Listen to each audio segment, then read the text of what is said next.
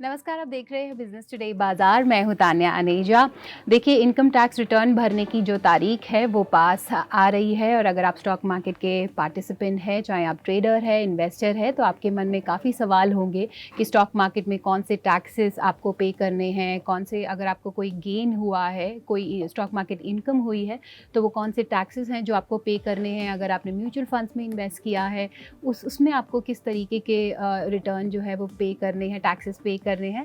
तो इसी इन सब के बारे में चर्चा करने के लिए मेरे साथ आज बेहद खास मेहमान जुड़ रही हैं। हमारे साथ आज टैक्स एक्सपर्ट और wealth management advisor Gauri Chadha इस शो में शामिल होने वाली हैं। गौरी, बहुत बहुत शुक्रिया first of all for taking the time out. आप हमारे साथ आज इस एपिसोड में जुड़ी। और सबसे पहले मेरा सवाल आपसे यही होगा, क्योंकि काफ़ी सारे स्टॉक मार्केट के जो इन्वेस्टर्स हैं, ट्रेडर्स हैं, वो इस समय ये शो को देख रहे हैं, तो कौन से वो ऐसे टैक्सेस हैं जो उन्हें इस साल पे करने हैं, और क्या ये टैक्सेस एक ट्रेडर और इन्वेस्टर के लिए अलग अलग है?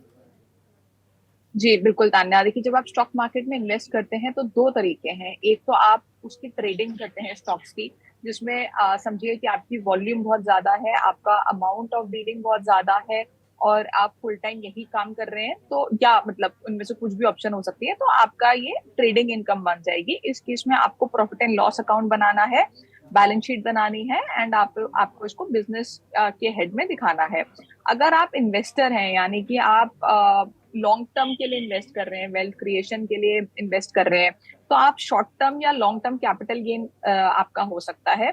शॉर्ट टर्म कैपिटल गेन यानी कि आपने अगर इक्विटी में इन्वेस्ट किया है और 12 महीने से पहले आप उसको बेच देते हैं, तो आपको शॉर्ट टर्म कैपिटल गेन होता है, जिसमें आपको 15% का फ्लैट रेट पे टैक्स देना होता है।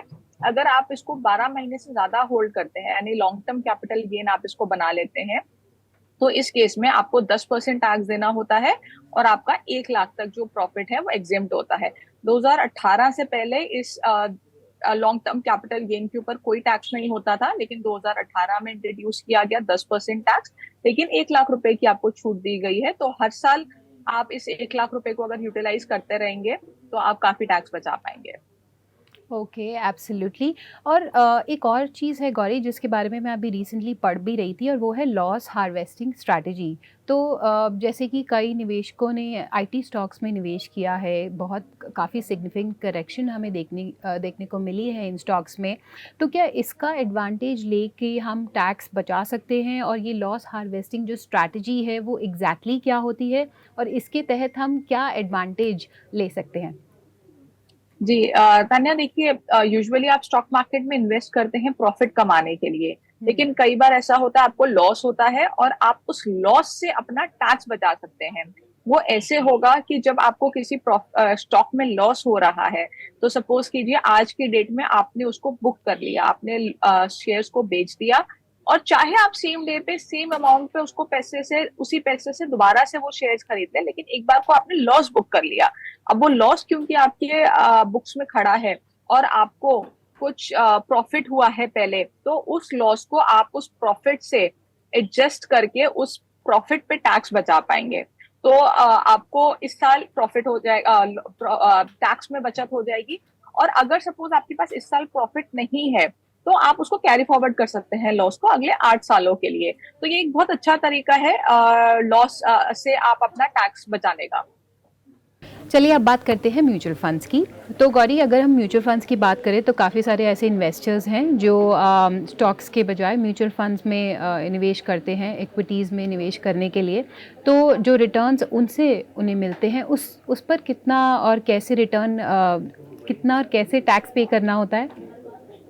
देखिए जब हम म्यूचुअल फंड्स की बात करते हैं तो म्यूचुअल फंड्स में कैटेगरीज बहुत सारी हैं, बहुत हम्म। सारी कैटेगरीज हैं, लेकिन हम अगर बेसिक दो की बात करें, इक्विटी और डेट, तो इक्विटी में तो जैसे मैंने बताया आप डायरेक्ट शेयर में इन्वेस्ट कर रहे हैं, उसी तरीके से आप इसमें टैक्स देंगे। अगर कोई इक्विटी ओरिएंटेड म्यूचुअल फंड है, तो 12 महीने से कम में 15% फ्लैट रेट, 12 महीने से ज्यादा में 10% रेट और 1 लाख तक की एग्जेम्पशन। लेकिन अगर हम डेट की बात कर रहे हैं, तो डेट में पहले क्या होता था कि आपने अगर डेट इंस्ट्रूमेंट में कुछ इन्वेस्टमेंट की है, तो आप अगर उसको 3 साल के बाद बेचते थे तो आपको इंडेक्सेशन बेनिफिट मिलता था, प्लस आपको उस पर फ्लैट 20% का टैक्स देना होता था। लेकिन अगर अब जो चेंज आया है उस हिसाब से अगर हम देखें, तो आपने अगर 1 अप्रैल 2023 के बाद कोई इन्वेस्टमेंट की है डेट फंड्स में, तो उस केस में आपको स्लैब रेट पे ही टैक्स देना होगा, इररिस्पेक्टिव ऑफ आपने कितना टाइम उसको होल्ड किया है, और आपको साथ में इंडेक्सेशन बेनिफिट भी नहीं मिलेगा।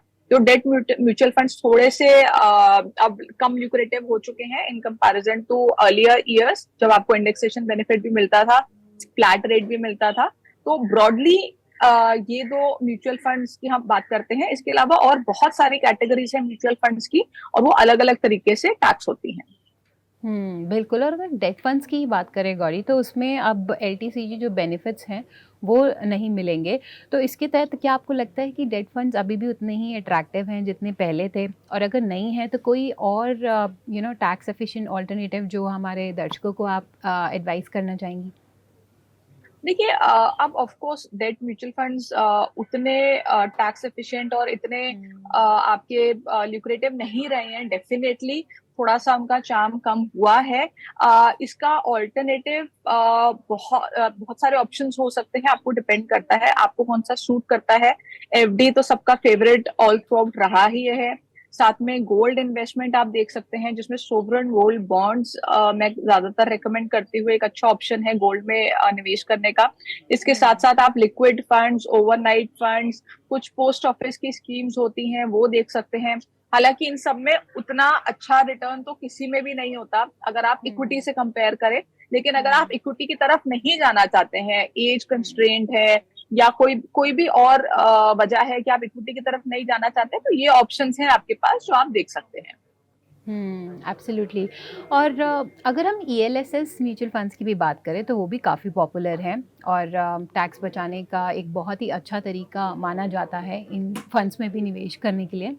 तो क्योंकि अब न्यू टैक्स रिजीम आ गया है, तो इसके बाद भी क्या आपको लगता है कि ये इतने ही पॉपुलर हैं? और अगर हम सबसे अच्छे इन्वेस्टमेंट ऑप्शन की बात करें तो क्या वो अभी भी ईएलएसएस म्यूचुअल फंड्स ही हैं? देखिए, पहले ज्यादातर लोग ईएलएसएस में या किसी और टैक्स सेविंग इंस्ट्रूमेंट में इन्वेस्ट करते थे क्योंकि उनको बेनिफिट मिलता था। लेकिन अब जब से न्यू रिजीम आया है, और इस साल से तो न्यू रिजीम को काफी ज्यादा अच्छा कर दिया गया है, जो एसएससीज हैं उनको काफी ज्यादा फायदा दिया जा रहा है, तो काफी लोग अब न्यू रिजीम में शिफ्ट कर जाएंगे। तो आपको साल की शुरुआत में, जो कि अब शुरू हो चुका है, हम मई भी खत्म हो चुका है, हम जून में आने वाले हैं, तो आपका जो रिजीम है वो आपको सिलेक्ट करना है अभी, कि आप न्यू रिजीम में जाना चाहते हैं या आप ओल्ड रिजीम में रहना चाहते हैं। तो आपके पास इनकम टैक्स का कैलकुलेटर है, गूगल पे मिल जाएगा, इनकम टैक्स डिपार्टमेंट ने दिया है, उसमें अपनी फिगर्स डालिए, देखिए आपके लिए कौन सी रिजीम बेटर है। अगर तो आपके लिए न्यू रिजीम बेटर है तो आपको ये ईएलएसएस में इन्वेस्टमेंट करने की कोई जरूरत नहीं है, अनटिल अनलेस आप चाहते हैं कि आप 3 साल के लिए आप अपना पैसा ब्लॉक कर दें ताकि आप निकाल ही ना पाए और आप उसको खर्च ना कर दें। अदरवाइज कोई रीजन नहीं है ईएलएसएस में इन्वेस्ट करने का। इसके अलावा अगर आप ओल्ड रिजीम में रहना चाहते हैं तो डेफिनेटली ईएलएसएस मेरे हिसाब से one of the best options है, अगर आपकी एज अलाउ करती है और आप ईएलएसएस में निवेश कर सकते हैं, क्योंकि बाकी जो ऑप्शंस हैं एफडीज, पीपीएफ वगैरह, उसमें इतना ज्यादा रिटर्न नहीं होता है। तो हाँ, ओल्ड रिजीम में अगर आप टैक्स बचाना चाहते हैं तो डेफिनेटली ईएलएसएस अभी भी एक अच्छा ऑप्शन है, बट अगर न्यू रिजीम में है तो आपकी चॉइस है, आप करना चाहते हैं या नहीं करना चाहते। Okay, absolutely. और आखिर में गौरी, चलते चलते आपसे ये भी जानना चाहेंगे कि कौन से वो ऐसे best tax saving mutual funds हैं या आपकी कोई फेवरेट पिक जो आप हमारे व्यूअर्स को एडवाइस करना चाहेंगी? तान्या, एक्सिस का जो टैक्स सेवर म्यूचुअल फंड है वो पर्सनली कुछ समय से मेरा फेवरेट रहा है। काफी अच्छा रिटर्न है, कंसिस्टेंट रिटर्न है, बहुत ज्यादा हलचल नहीं होती है, मार्केट करेक्ट होती है तो उतना नहीं गिरता, बैलेंस बना के चलता है। तो एक अच्छा फंड है एक्सिस का, मेरी चॉइस एक्सिस है। Okay, access, that the word coming in. And इसी वंडरफुल नोट पे बहुत बहुत शुक्रिया गौरी, आपने बहुत ही अच्छे तरीके से सब कुछ आज हमारे दर्शकों को समझाया है, और अपना वक्त निकालने के लिए बहुत बहुत शुक्रिया। Thank you. तो चलिए, इसी के साथ इस एपिसोड में इतना ही। उम्मीद करती हूँ जो भी हमने अभी डिस्कस किया हो वो आपके काम ज़रूर आए, और हमारे जो तमाम सोशल मीडिया प्लेटफॉर्म्स हैं उस पर हमें फॉलो करना बिल्कुल मत भूलिएगा। हम लिंक्डइन, ट्विटर, फेसबुक, इंस्टाग्राम पर मौजूद हैं। अपनी स्टॉक क्वेरी, स्टॉक फीडबैक जो भी है आप हमारे साथ ज़रूर शेयर कर सकते हैं। तो इस एपिसोड में इतना ही। नमस्कार। वीडियो पसंद आया तो हमें लाइक, कमेंट, शेयर और सब्सक्राइब जरूर करें